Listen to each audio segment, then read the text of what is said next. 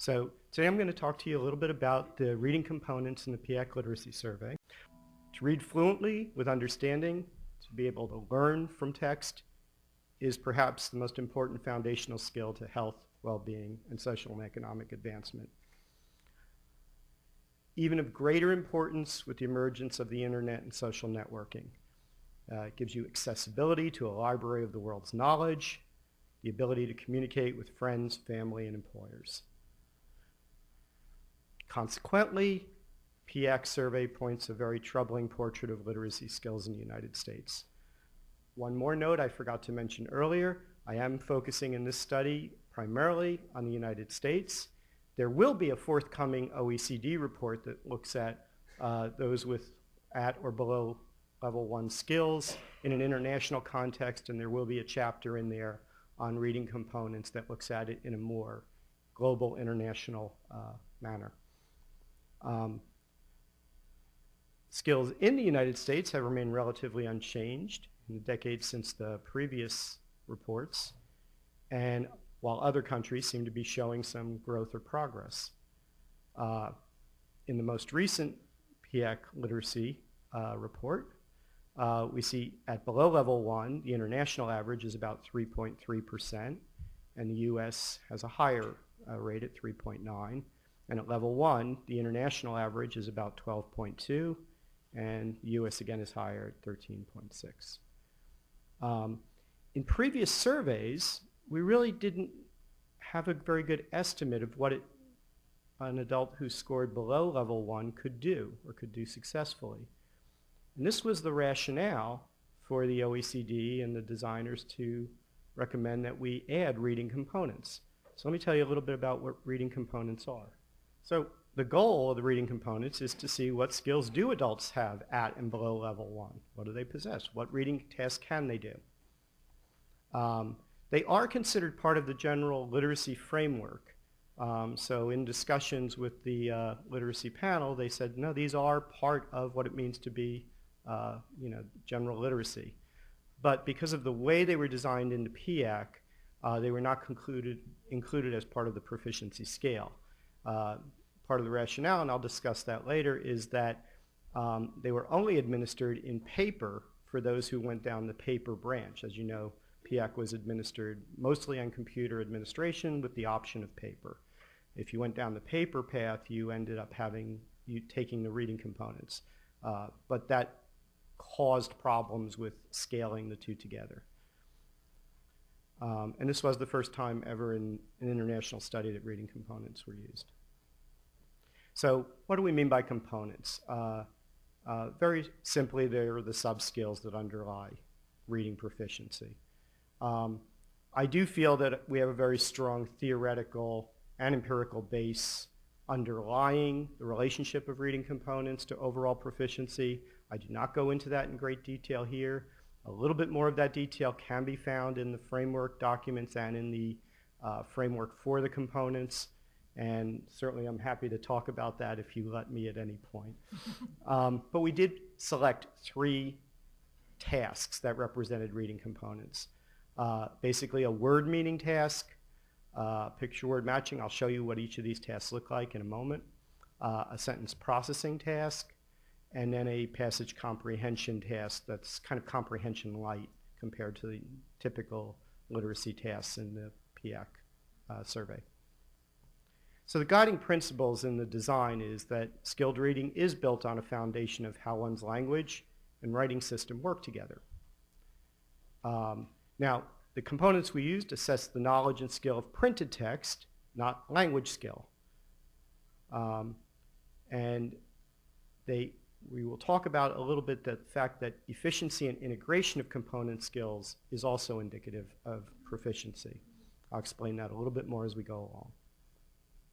A couple assumptions in the design of these actual tasks. We assumed, as one of the first questions I think I asked, is everybody getting these tasks, or are you targeting them towards those who are at or below level 1? Because you have to define, how difficult you make these. And I was told, well, they're actually going to be designed for those who are very low literacy skill. So we intentionally made them easier to moderately difficult. And the items reflect the linguistic characteristics of the particular language and writing system they're in. So in the rest of the PIAAC survey, there's a great deal of effort put into making the task comparable across languages. So you make sure that the difficulty stays the same. We said, well, if it turns out it's easier to read in some languages than others, so be it. So if there's more regular sight-to-sound correspondence in some languages, or the grammar is simpler, that may make the items easier, and that's okay. The translation team at Capstan was thrilled with that. Although they did have to keep quizzing us over and over, because it turns out when you try to get the grammar to work across different languages at a small level like the sentence, things get very tricky. A couple other important ideas or considerations I want you to keep in mind. In skilled reading, component skills are completely integrated during typical reading performance. That's the sort of cognitive insight of this all. Even during development, component skills do not develop hierarchically, right? Learn a word, you learn a second word, you have a sentence. And the sentence is a meaning, and it's something you're thinking about what the meaning is. So these do develop in an integrated way. Nonetheless, they can be measured separately to see which of these might be a weakness that might be inhibiting or giving you difficulty to continue to grow and progressing your literacy skill across time. So let's look at the methods in the study. And I guess I imagine many of you have seen this slide before. If not, this is the actual PIAAC assessment design. And it basically shows you two branches of whether you were going to end up taking the assessment on the computer or taking it in paper. And as you can see, right at the top, based on the background questionnaire, whether you had any experience with a computer, or whether you just opted out, you could go down the paper path, the one that I have shaded in blue. So if you went down the paper path, you automatically, no matter what, were going to take the components. Okay? Now, there's a set of cores that are like an initial set of items. If you fail that core, if you don't get any right, you go straight to components. It's really not everybody's, even if you have very low literacy skills, there's only like 6 or 8 items, so you very well may get them right. And so in that case, you would be branched to either a literacy block or a numeracy block, and then you would take the components. So, but everybody on the paper path took the components. If you went down the computer path, if you either ended up not having enough computer skills to seem like you could progress through it, or again, you failed exactly the same core except on computer, they would send you back to the components and you would take those in paper. So this design, as you can see, it sort of didn't end up with a random sample across the 2 branches, which is why they couldn't put the components on the proficiency scale. The meaning of this slide is to show you sort of who ended up in that paper path, and this is across the entire international set. So what you can see here is almost 10%, 9%, just because they had no computer experience, went down the paper path. Most all of those also passed the core literacy performance. 10% had some computer experience, but they decided they wanted to take it in paper. 5% more had computer experience, but failed the computer core and went down the paper path. So really, only about 3 or 4% failed the core.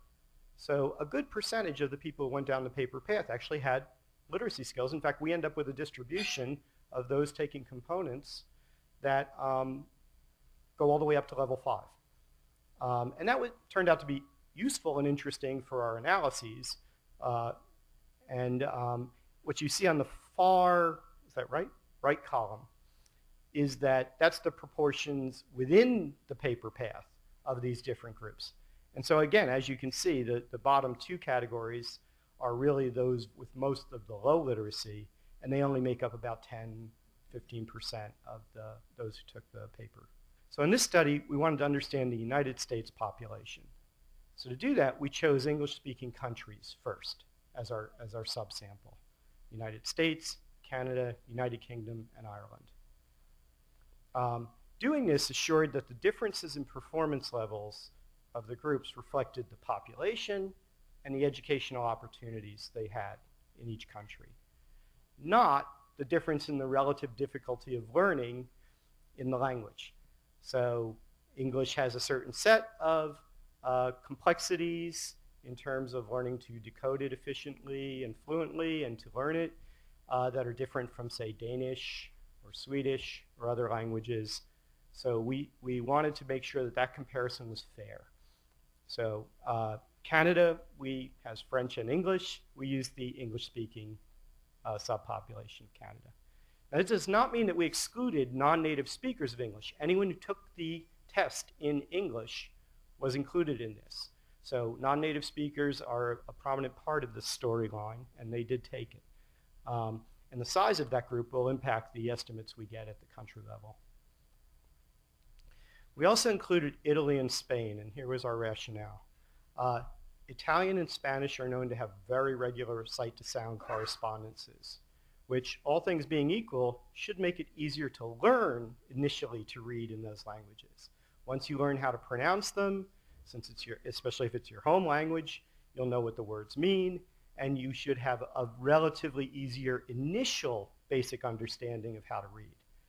On the other hand, we know from the international surveys that Italy and Spain had relatively low performance levels across the entire scale. So this was a kind of an opportunity, a sort of natural experiment to investigate whether in fact there was this relationship in terms of learning to read in different languages. So what do the reading components look like? Well, they are more traditional looking than some of the other literacy tasks you see in PIAAC. This was basically you match a very simple concrete noun, word, picture that you would know the meaning of, you would know the word in your language, and then you have to pick out which printed word corresponds to it. In the sentence processing task, you basically have to read a sentence. The sentence either makes perfect sense as a sentence or it has some sort of nonsensical thing, either nonsensical to the world or an internal contradiction. Basically, and this is an evaluation. You're not supposed to believe everything you read. So if a sentence says something that doesn't make any sense, one of the first acts of understanding and comprehension is to recognize that. So it was actually part of the evaluation part of the PIAAC literacy framework. So, but these are simpler sentences. And the field test showed us that overwhelmingly people understood how to do this task and could do it well.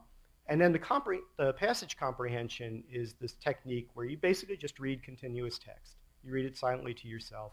Every once in a while a choice comes up. And again, the word's either going to make perfect sense with what you're reading or it's going to make no sense with what you're reading. And then you move on to the next one and the next one. And so this gives you a sense of whether you can do just the most simple, just understanding of continuous text. So basically we ended up with this number of items for each area, which magically and accidentally added up to 100.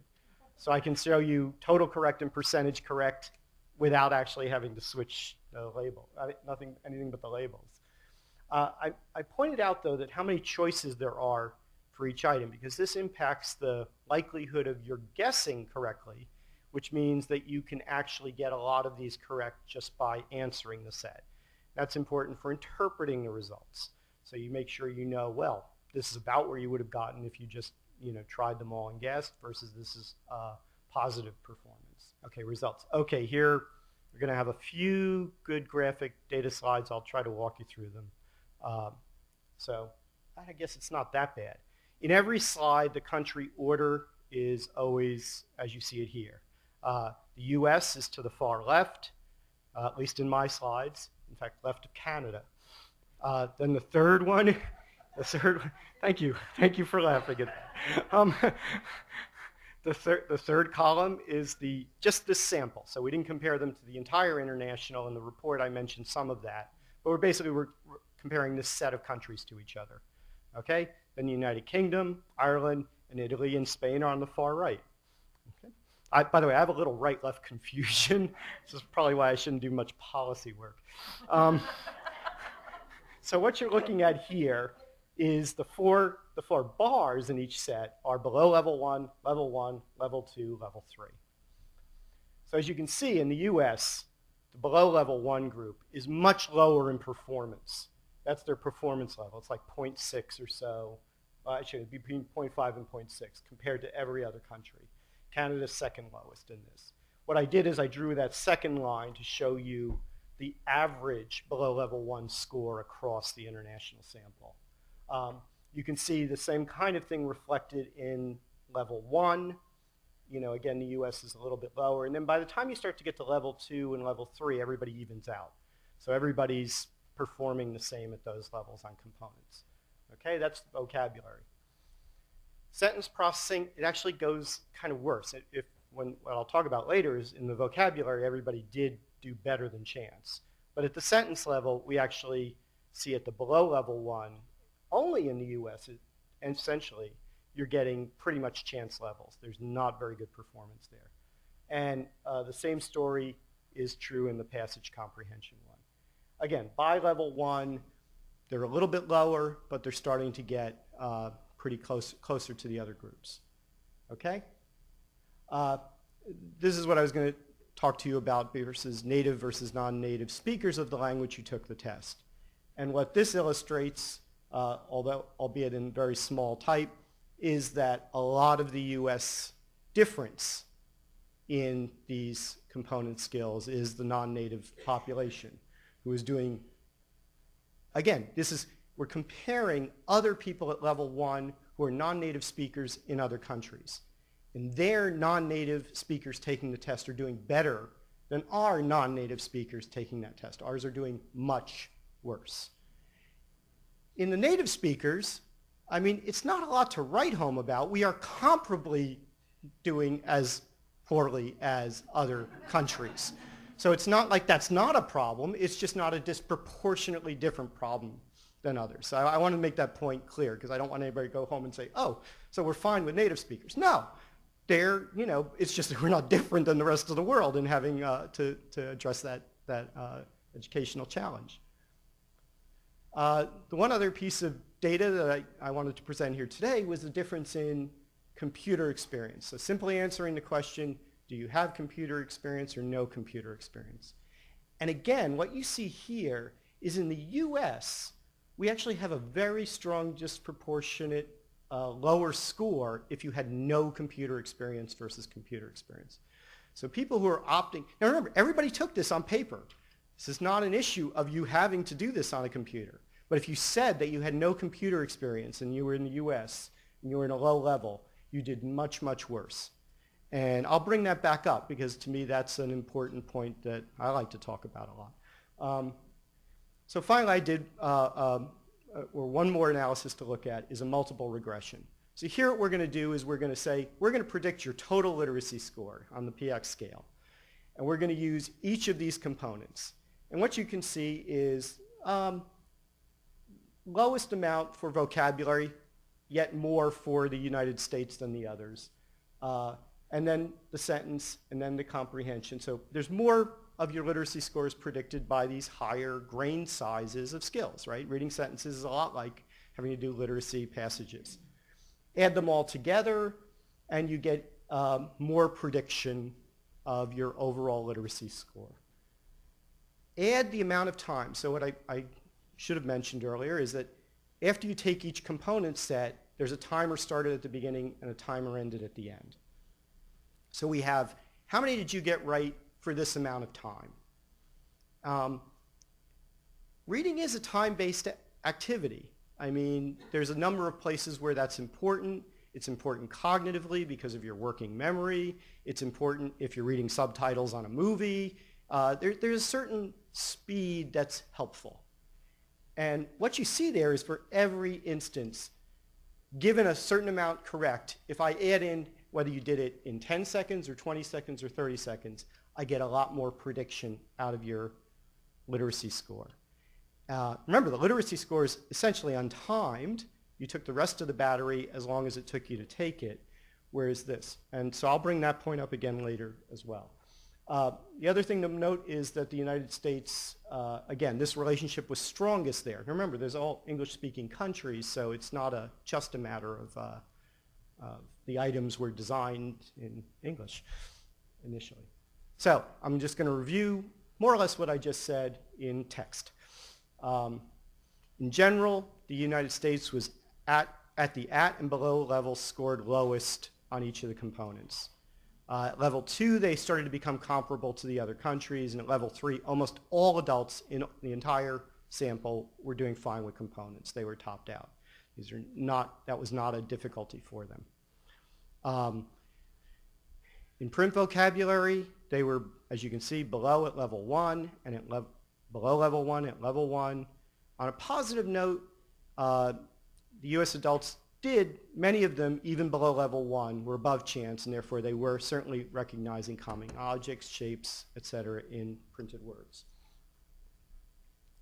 At the sentence level, below level 1 was essentially at chance, which was lower than the rest of the world, and really didn't catch up till about level 3. Remember, we're looking at that chunk of people who all scored level 2 on their total literacy score, having underlying difficulties in the basic processes. Comprehension, pretty much the same story. Interestingly, the U.S. was not proportionally slower than the other countries in their rate. So if you just look at the rate for each of those, that was actually kind of comparable. We were taking the same amount of time as other countries. But across the different ability levels, you always see that relationship. So those at level 1 achieve their level slower than those at level, below level 1 need more time to achieve their level than those at level 1. Those at level 1 needed more time to achieve their lower performance than those at level 2, and so forth. And I think, from what I understand of the theory and what what we think is going on, is that fluency or automaticity of component skill processing is part of the underlying foundation of literacy skills for most adults. As I said, here are the numbers that back it up. Again, given that you're at literacy proficiency level 1 or below level 1, the U.S. non-native speakers were much poorer performance than their international counterparts. And again, for the native speakers of the language, their performance was about comparable to international standards.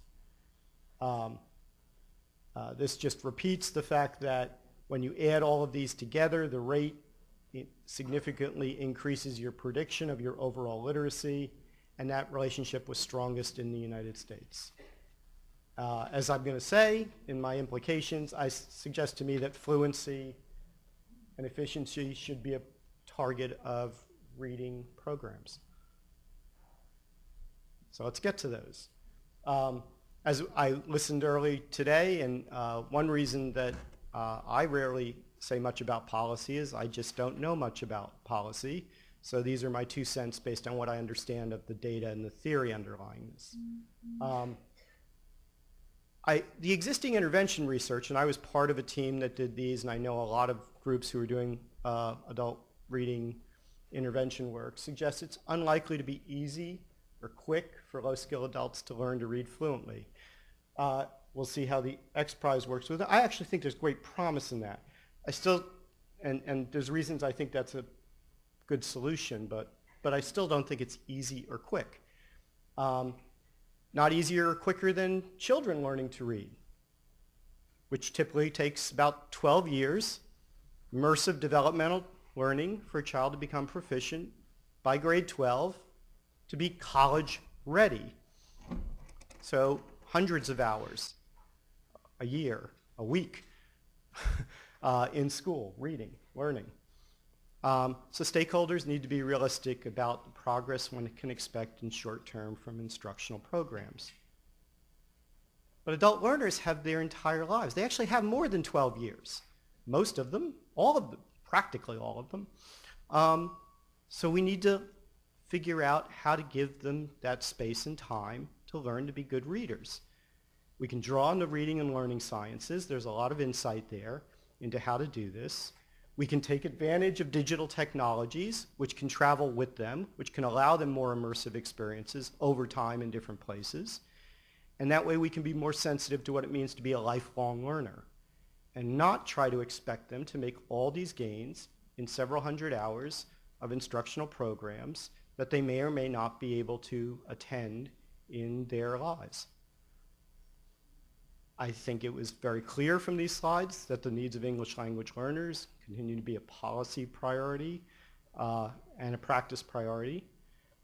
And I was looking back through my history in this field and the history of wonderful things written about digital technologies, and it has taken some time for digital technology since the 1990s when I started looking, and promises were made. I remember this OTA report about that. Okay, they're ready now. This is where literacy is. Literacy is a digital environment, but it will require us to, if not radically rethink the way that we go about delivering service to adults in terms of infrastructure, delivery, and support. For practice, I think reading components, and we have more advanced ways of doing this than was in PIAAC. PIAAC was this kind of simple model of that.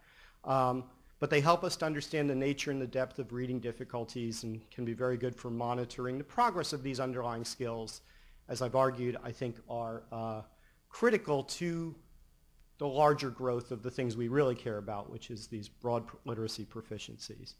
Again, the learning-based sciences are continuing to add insights into how to go about those practices.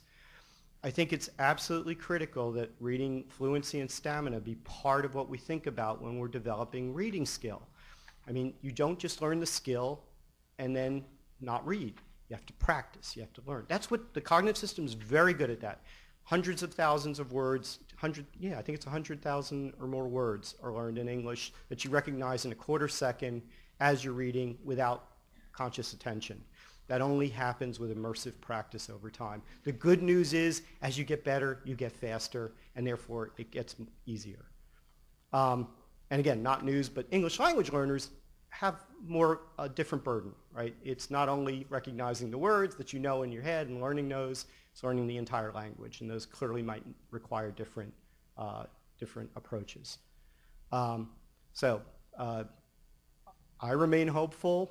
I use the royal we, that progress in enhancing literacy skills of adults with low skills can be achieved. But given this evidence and the extant research, it's going to require comprehensive and sustained effort. You all know this, both on the part of the adult learners, because they really are going to have to work longer and harder, and I don't think we should be promising them that it's going to take less if they're in the very low end of the spectrum, and in the programs and policies designed to support them. Thank you.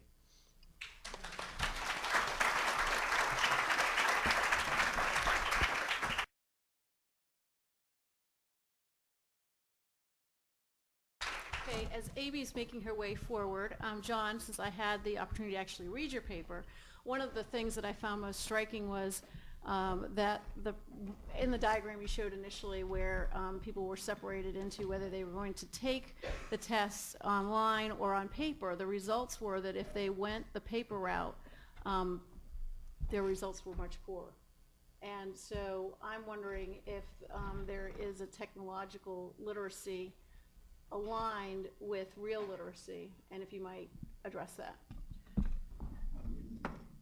In part, what I was showing in the paper is by design.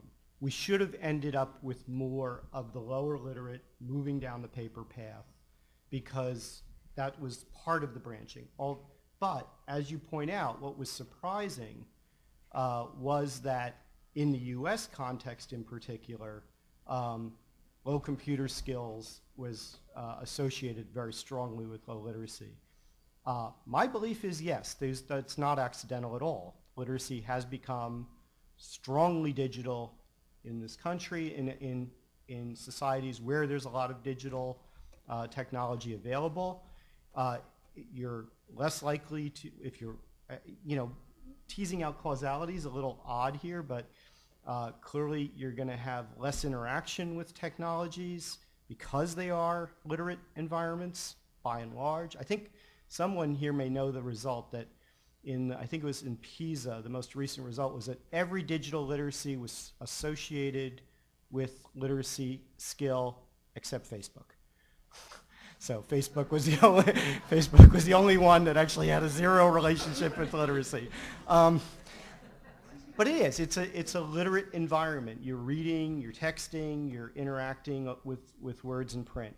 So in the US, I think you're probably more isolated from literacy if you're not using the digital environment, and I think that might be the reason that's their stronger association.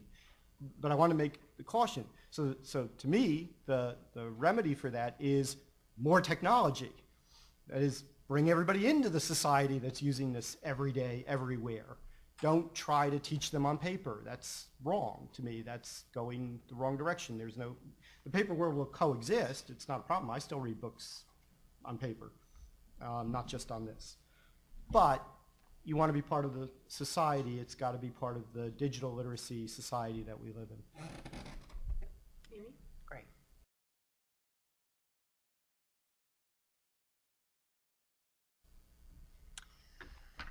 Good morning. To begin, I'd like to thank John for his leadership with both the PIAAC Literacy Expert Group and the Reading Components Expert Group, representing the United States and leading the Reading Components Group.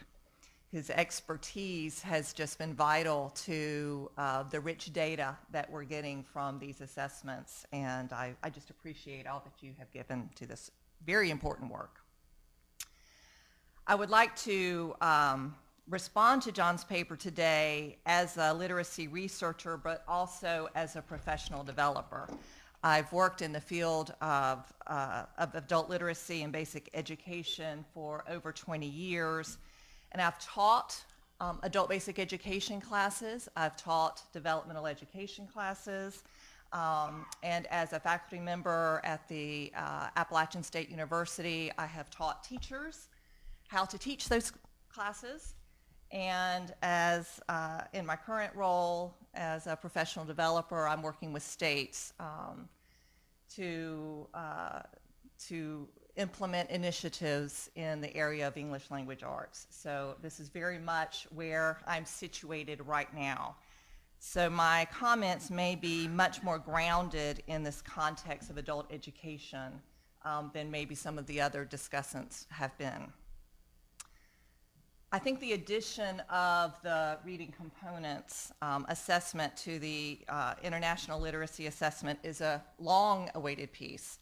PIAAC brings together finally these two seemingly disparate pieces, the literacy in use, which captures the real-life assessment pieces of the main literacy survey, and then these little nuts and bolts of reading, these bits and pieces, these very foundational elements, if you will, that literacy professionals know are important but seem to have gotten lost in these big assessments that we've been doing internationally.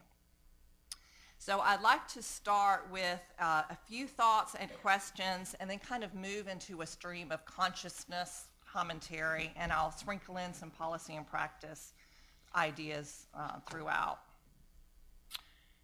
So first of all, there are just a couple of things up front that I think we all appreciate about what John did in his paper and in the study. I just really liked that you just brought together the English-speaking countries and let us look at the U.S. compared to all the other, or at least some English-speaking countries. I think what Laura said this morning about comparing, getting an idea of how the U.S. looks compared to other countries is very important. So how are we looking compared to other U.S.-speaking countries? And then showing how that looks compared to very transparent sight, sound, chorus, systems is important too. I did find myself wanting to really see some averages with those English-speaking countries compared to the averages with the others, but luckily the numbers were so little I could just kind of track my way across. But at least it was nice to be able to compare across those two. A couple of questions came to mind as I was looking through those. I thought it was, and you just mentioned this in your conclusions, but I was troubled that our non-native speakers performed so much more poorly than our native English speakers, and I do think that we have really got to figure out what's going on there. And that's been a kind of a theme throughout the last 2 days. What is going on with our non-native speakers. So I think we really got to get a handle on that. I understand the focus on the low-level reading components, but I would be I would have been very interested to have seen what would have happened with vocabulary if we had tracked that to a higher level. The focus on what Isabel Beck calls, the tier 1 vocabulary, lost the variability that we might have seen with the impact of vocabulary at the higher levels, because that's such an important piece, I think, in literacy development. So I just in the future would like to see vocabulary tracked across the higher levels. I was also curious down the road about the connection between the sentence comprehension and passage comprehension to reading non-continuous text, because those are part of a model for understanding prose literacy. So what is the theoretical thinking and how those would inform how we read non-continuous text, which is so much a part of what we do as adults and what PIAAC is measuring.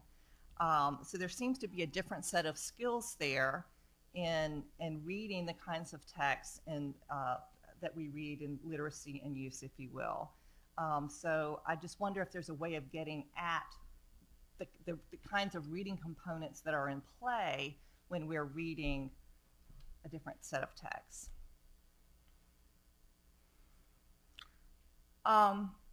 I know there's going to be a lot of questions related to, there's so many ideas in this paper related to digital text, relating to ESL, related to sentence processing and reading comprehension. So I have some thoughts about some of the bigger ideas that you just planted nice little seeds in your paper and in your presentation that I want to pick up on. You mentioned that it was comforting, if you will, that the model held, that the reading components explain much of what's happening in the PIAAC literacy assessment. So there's overall 30% of the variance explains what's going on, or is explained. But that means, of course, and we would expect this, there's a lot more going on. And Laura gave some explanation that there, of course, there's social emotional stuff going on. There's other stuff going on. But I think it's, we just sometimes just gloss over that. And I think it's nice to really think about that. There's more going on in literacy proficiency than the reading components, right? But policy-wise, the reading components have eaten up a lot of our time. With the No Child Left Behind, we spent a lot of time on phonemic awareness and phonics and vocabulary and literacy comprehension at the K-12 level, and then that trickled down to adult education. And that was in all of our standards, and that's all we could teach for the longest time. And finally, that has now been replaced with the college and career readiness standards. And so our understanding of what we're teaching, is that too loud? In English language arts has been expanded, but now we have the flip problem going on, in that teachers are so overwhelmed in trying to teach these very rich standards that they're forgetting at the lower levels that they need to be attending to things like alphabetics and basic comprehension and vocabulary. And if you're using the Susan Pimentel version of the standard, of the college and career readiness standards, the foundational skills are almost hard to find in that version. And so I think that we have a PD issue here about what gets attention when for these lower level readers. We have when do we teach components? When do we teach the cognitive strategies? When do we teach literacy in use? And at the lower levels, this literacy in use is almost getting disregarded completely. And these low-level readers have needs right now. You know, they have children that they're raising right now. They have bills to be paid right now. They have bodies to be taken care of right now. They have elections to vote in right now. So they have things that they need to read right now, and they have parts of things that they can read right now. So how are they going, you know, how are things like utility bills and prescription labels and forms to be incorporated into instruction while at the same time you're building reading components? So I think there's a huge issue here about how you teach prose, the reading components related to prose and continuous text versus continuous text. And I think there's some research and evaluation questions in there too about, you know, the best practices related to that. John also makes the statement that to build adults' reading fluency and stamina, literacy instruction should include opportunities for frequent practice with reading. That's in his paper, and here he said practice, practice, practice, reading, reading, reading. And I think that's great, because I think there's a difference between practicing reading and reading. And we need to be clear with our students when they're practicing reading and when they're actually reading, and incorporate more opportunities to read for these authentic purposes, this literacy and use idea, so that they know when they're practicing the components, if you will, and when they're actually reading. And I wanted to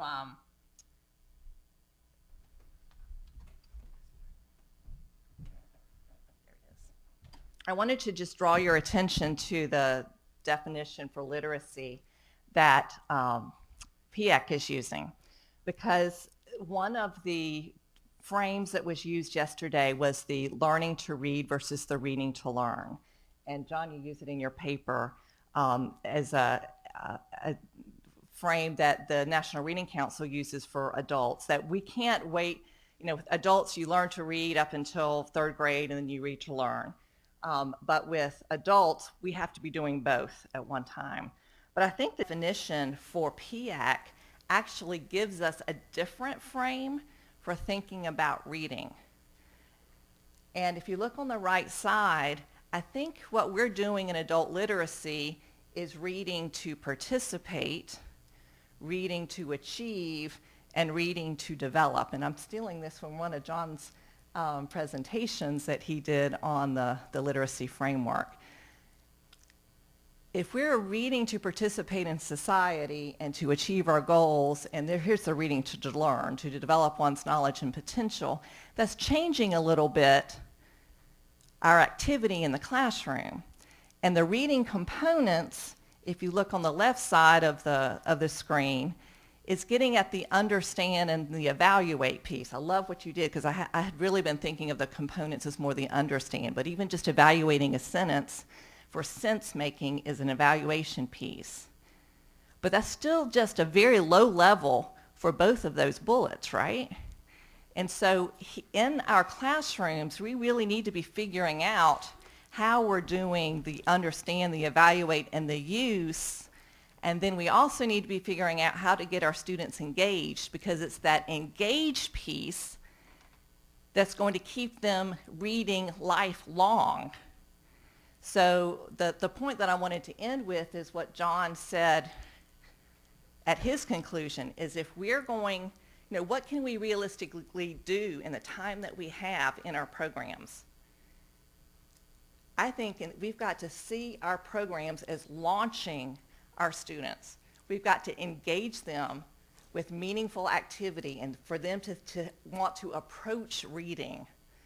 If they see that reading is something that they want to do and they will engage, then they will be able to continue to grow. So it may take, you know, Stephen Reeder and Cecil Smith have done research where they show that if you engage students in literacy practices, it may take 5 to 6 years before you see the gains in the cognitive skill gain. But that does happen. So we may not be able to see the gains in the 100 hours that they're in our programs, but if they are engaged in those practices, then that ultimately is what will make a difference in their lifelong learning. So thank you, John. Thank you, Amy. So I I once had a boss who said it doesn't really matter how long you were asked to speak or on what topic. Once you have the floor, it's yours. Apparently, Amy has known that for a long time because she got her 2-minute warning 5 minutes ago. That said, John would like to add one last thing, and if we could let us go over. We were supposed to end at 10:55. Will you give us 2 minutes? Yes. Okay, and we can take a couple questions. Oh, you're so gracious, Sandra. Thank you. John. This is one of those cases where, so there's so much variance predicted by components I showed you. So what direction would success in this field bring us? The answer is we want that relationship to go down, not up, right?